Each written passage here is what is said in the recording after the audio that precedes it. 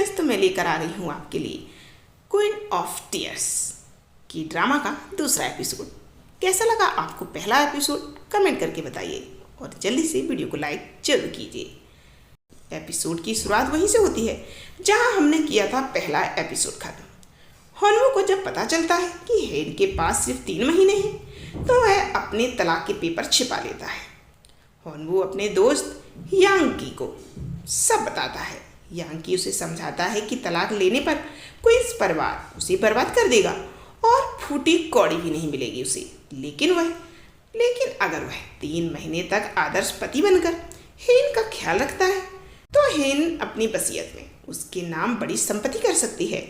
हॉनवू अचानक हेन के लिए बेहद फिक्रमंद होने का नाटक शुरू कर देता है। वह ऑफिस में उसके लिए सूप लाता है। उसकी छींक आने पर घबरा जाता है और कार का दरवाजा खोलता है। हेन शुरू में बड़ी हैरान हो जाती है, लेकिन धीरे धीरे उसका ये ख्याल हेन को बड़ा अच्छा लगने लगता है। हेन अपनी बीमारी क्लाउडसाइटोमा के इलाज के लिए अकेले अस्पताल जाती है। यह एक दुर्लभ ट्यूमर है जिससे उसे अक्सर भ्रम होते हैं और वह कुछ समय के लिए अपनी याददाश्त भी खो दिया करेगी। डॉक्टर हेन को बताते हैं कि उसकी बीमारी का कोई पक्का इलाज नहीं है, जिससे वह निराश हो जाती है। तभी हॉनवू अस्पताल पहुंच जाता है और डॉक्टर पर चिल्लाता है कि वह उसकी पत्नी को कैसे भी करके बचाए।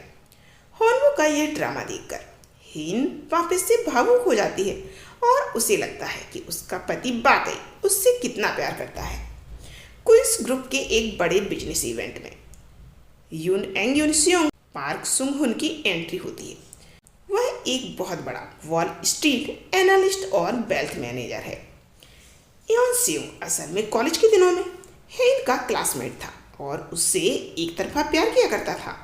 वह हेन के करीब आने की कोशिश करता है, जिससे हॉनवू को जलन होने लगती है। हॉनवू को यह जलन इसलिए नहीं होती कि वह हेन से प्यार करता है, बल्कि इसलिए होती है क्योंकि उसे डर है कि कहीं योन सियोंग के आने से हेन की वसीयत का प्लान न बिगड़ जाए।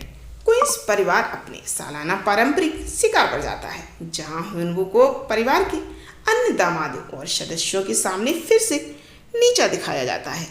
शिकार के दौरान योन सियोंग जानबूझकर हॉनवू को उकसाने की कोशिश करता है। हेन के साथ अपनी नजदीकी दिखाता है। इसी बीच शिकार के जंगलों के बीच जमीन के सौदे को लेकर पारिवारिक राजनीति भी हमें देखने को मिलती है। हेन जंगल में अकेली चल रही होती है, तभी अचानक उसकी बीमारी के कारण उसे भ्रम होने लगता है। आसपास का नज़ारा धुंधला हो जाता है और सब कुछ रुक जाता है। उसी वक्त एक विशाल जंगली सुअर झाड़ियों से निकलकर तेजी से हेन पर हमला करने के लिए दौड़ता है। हेन डर के मारे हिल भी नहीं पाती और अपनी आंखें बंद कर लेती है। ठीक आखिरी सेकंड पर हॉनवू वहां राइफल लेकर पहुंच जाता है और बिना समय गवाए सटीक निशाना लगा देता है और सुअर को गोली मारकर हेन की जान बचा देता है। वह दौड़कर हेन को संभालता है, जिससे हेन के दिल में उसके लिए खोया हुआ प्यार फिर से वह भरोसा जाग उठता है। अंत में कॉलेज के दिनों का एक फ्लैशबैक यहाँ पे दिखाया जाता है। जब हेन अमेरिका में पढ़ रही थी, तब हॉनवू अनजाने में उससे कोरिया की सड़कों पर मिला था, जब हेन गिर गई थी और उसका MP3 प्लेयर टूट गया था। यह साफ करता है कि उनका भाग्य बहुत पहले से एक दूसरे से जुड़ा हुआ था। इस सीरीज को आगे और सुनना चाहते हैं तो प्लीज़ कमेंट करके बताइए। हम आपको इसके अगले एपिसोड भी जरूर सुनाएंगे।